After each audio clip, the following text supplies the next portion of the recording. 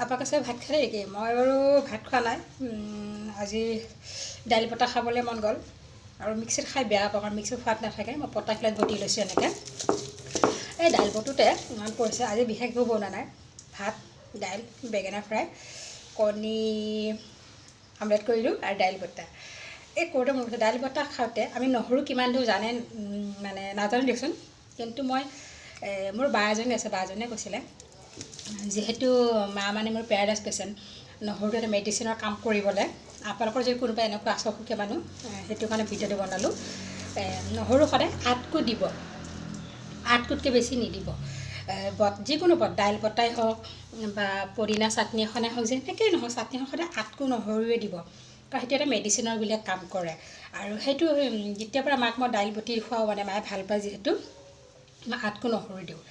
আৰু কণী আমলেট বুলি কওঁতে মনত পৰিছে, সৰুতে এতিয়া কণী আমলেট বুলি ক'ব পাৰোঁ, মানে এতিয়া নকওঁৱে আৰু যেতিয়া ক্লাছ 4-5 মান হৈছিলোঁ, সদায় মানে কণী মামলেট মা কণী মামলেট খাম, আৰু সেইটো কাৰণে সদায় মানে যিমান মানুহ আছে জোকাই, এতিয়া কণী মামলেট কৰিলি নাই আজি।